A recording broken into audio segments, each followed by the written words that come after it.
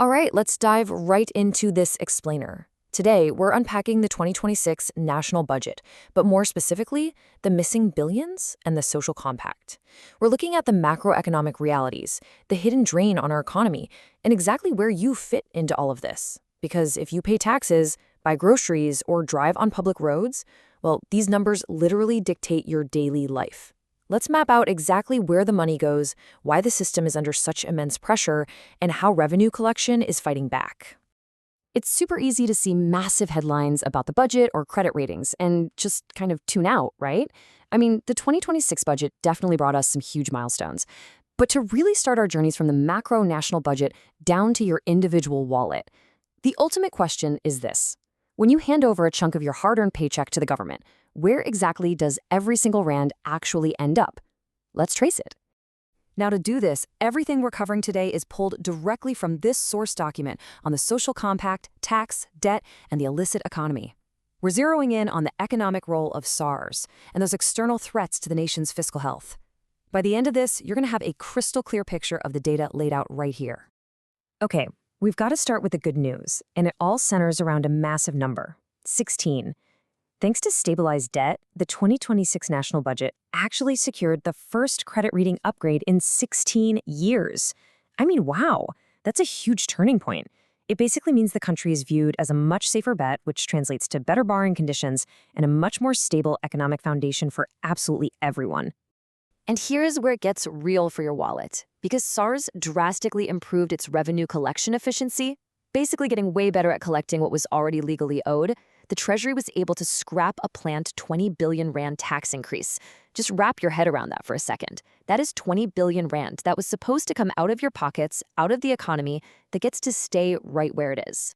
So what did that actually look like for you on a day-to-day basis? Well, that scrapped 20 billion was really just the start. For the first time in 3 whole years, personal income tax brackets were fully adjusted for inflation. This is a total game changer.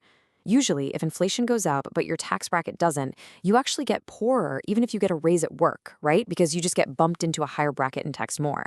So this full adjustment gave real, tangible relief straight back to the taxpayer. But we do have to pivot here. We need to move from the high of tax relief to a pretty sobering reality check regarding the government's super tight fiscal position. Record collections are awesome, no doubt about it, but they don't just magically erase deep structural challenges. We need to look at the anatomy of a single collected rand to truly grasp the immense pressure the system is under. Let's zoom in on just one of those collected rands. Out of every single rand the government collects, a massive 61 cents goes straight to social expenditure. We're talking grants, education, the absolute essentials. Then another 21 cents goes entirely to servicing debt. And keep in mind, that's just paying the interest, not even the principal. So when you take away those 2 huge slices, you are left with an unlucky 18 cents. That's it. Just 18 cents left for productive investment and infrastructure. You know, the actual stuff that grows an economy. So looking at that, it makes total sense why outgoing Commissioner Kieswetter delivered such a stark warning. He looked at that tiny 18-cent slice and flat out said it is simply not sustainable. And he's right. You simply cannot build a thriving, future-proof country if only 18% of your revenue is going toward building and maintaining your infrastructure. The math literally just does not work in the long run. And if the honest taxpayer's contribution is already stretched that incredibly thin, we have to ask what else is dragging the system down. Well, there is a hostile entity operating in the shadows, actively draining the fiscus, a real villain in this story that is hollowing out the tax base and shifting a huge, unfair burden right onto your shoulders. The scale of this drain is just staggering. SARS estimates that the illicit economy costs South Africa over 100 billion rand every single year. Just let that sink in for a second. We were just celebrating a 20 billion rand tax saving, right? Meanwhile, the illicit economy is siphoning off 5 times that amount annually. Imagine what that missing money could do for our tiny 18-cent infrastructure slice. What we're seeing here is a glaring contrast. On one hand, you've got honest citizens carrying the load, stretching every single rand.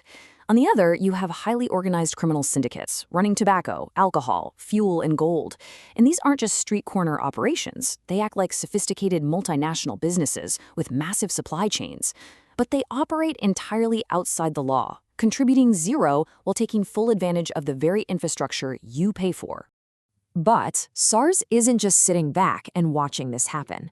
To fight back against this 100 billion rand shadow economy, they are aggressively modernizing. And it starts at the borders. They are focusing heavily on major transit hubs like the Lebombo border post, using it as a proof of concept for seamless, no-stop borders. The idea is to use high-tech tracking so legitimate trade flows straight through without a hitch, while illicit smuggling gets stopped dead in its tracks. And all of this border enforcement ties into a much bigger vision. The SARS 2030 goal of fostering what they call fiscal citizenship. Now, this is built on compliance theory, which is actually super fascinating. It operates on a really positive assumption. It assumes that most of us are inherently honest, that we actually want to contribute to the country, as long as the process is easy and fair. It's about completely shifting the narrative, so paying tax is seen as a positive social contribution, not just some punitive extraction. But hey, this social compact, it is very much a two-way street. If you're expected to be this good fiscal citizen, you are also empowered with some hardcore rights. You have the right to be treated as an honest person. You have the right to get crystal clear reasons for any decisions made about your taxes. And absolutely most importantly, you have the right to never pay a single cent more than what is legally due under the law. So as we wrap up this explainer, we've looked at the knife-edge balance of the budget, the real relief from better tax collection, and the massive looming threat of the shadow economy. I want to leave you with this final thought. If we, as everyday citizens, step up and uphold our end of the fiscal social compact, what is it actually going to take from our institutions to permanently crush the syndicates that are stealing 100 billion rand from us every year? The blueprint is definitely there, but the execution, that is going to define our economic future. Thanks for diving into this with me.